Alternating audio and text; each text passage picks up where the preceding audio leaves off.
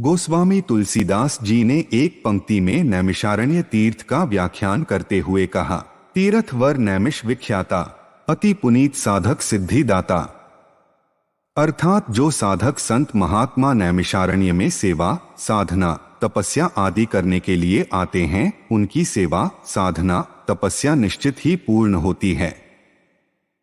आप सभी दर्शकों का हमारे YouTube चैनल डिजिटल महात्मा पर हार्दिक अभिनंदन और स्वागत है।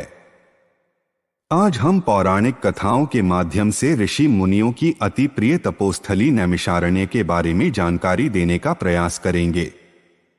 जब भी हम भागवत कथा या पुराण के बारे में पढ़ते व सुनते हैं तो एक स्थान का नाम अवश्य आता है और वह है नैमिषारण्य।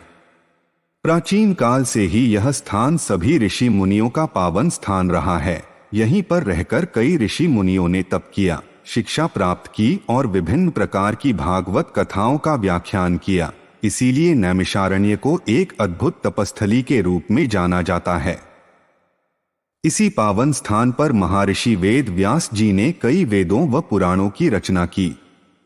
इसी नैमिषारण्य में ही मनु और शत्रुपा ने तपस्या करके परमपिता प्रब्रह्मा को जन्म लेने के लिए विवश किया था, जो कि अजन्मा था। भगवान राम जी का प्रथम मानव जन्म भी इसी नैमिषारण्य की ही देन है।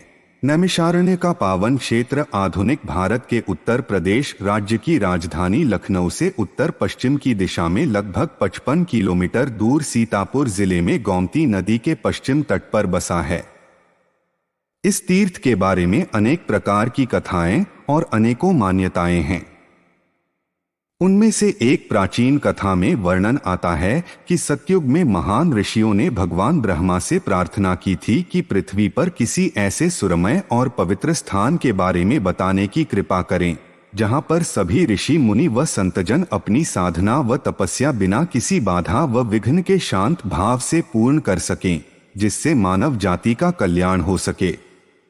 तब भगवान ब्रह्मा ने मंत्र साधना करके अपने मनरूपी चक्र को उत्पन्न किया और उसको पृथ्वी पर भेज दिया। सभी ऋषि मुनि उस चक्र के पीछे चलते गए।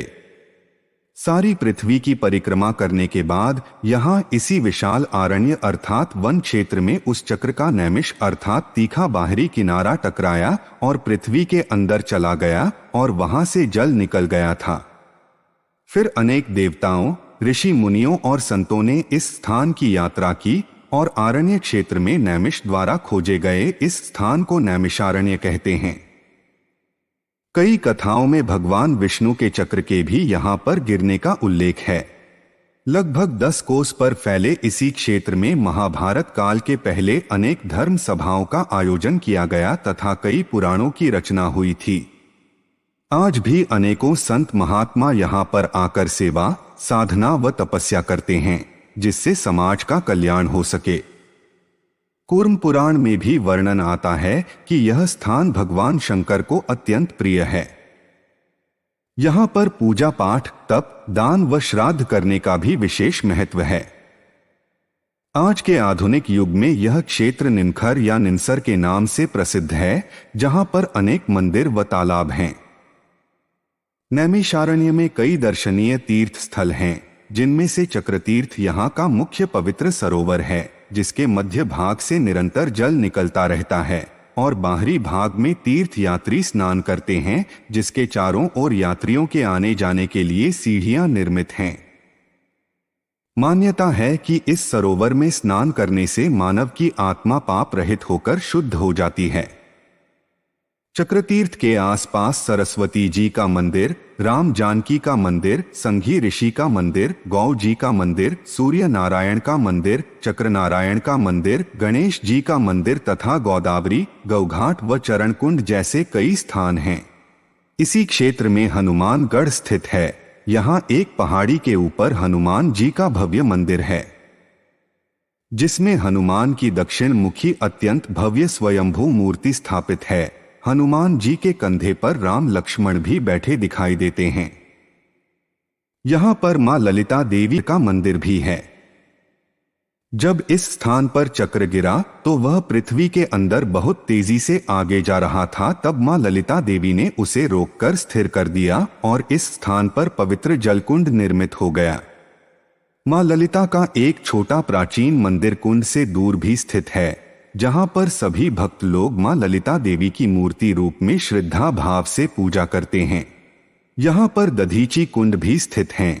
इस नगर में वृतासुर नाम का एक तपस्वी ब्राह्मण असुर रहता था। उसने देवताओं को प्रसन्न करके अस्त्र शस्त्रों से नहीं मरने का वरदान प्राप्त किया था। अपने इसी मद में चूर होकर उसने इस स्थान पर बहुत उत्पात मचा रखा था और साधना व तपस्या करने वाले ऋषि मुनियों को परेशान करके रखा हुआ था। तब सभी देवता भगवान विष्णु के पास जाते हैं और समाधान करने के लिए कहते हैं। भगवान विष्णु उन्हें बताते हैं कि यह साधारण अस्त्रों से नहीं मरेगा, इसको किसी महान तपस्वी ऋषि की अस्थियों से बनाए गए अस्त्र से ही मारा जा सकता है। अतः तुम सब महर्षि दधीची के पास जाओ और उनसे उनकी अस्थियां दान देने के लिए प्रार्थना करो। महर्षि दधीची भी नैमिषारण्य में ही तपस्या करते थे, सो सभी देवता उनके पास जाते हैं और उनसे अस्थियों का दान मांगते हैं। महर्षि दधीची मान जाते हैं और तब उन्हें जगह जगह के पावन तीर्थों से लाए हुए जल द्वारा स्नान कराया जाता है। उनके स्नान करने के बाद यहाँ जल का एक कुंड बन जाता है, इसी को दधीची कुंड कहते हैं।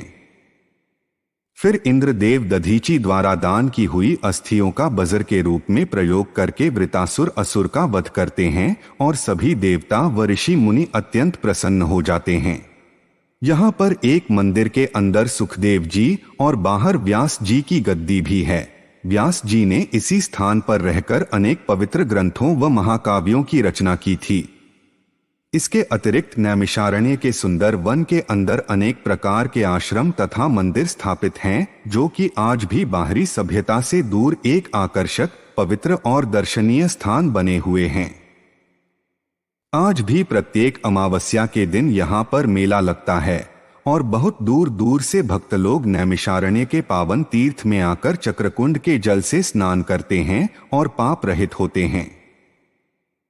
तो यह थी ऋषि मुनियों की पवित्र व पावन तपोस्थली नैमिषारण्य के बारे में एक छोटी सी जानकारी। हम आशा करते हैं कि आपको यह जानकारी अच्छी लगी होगी।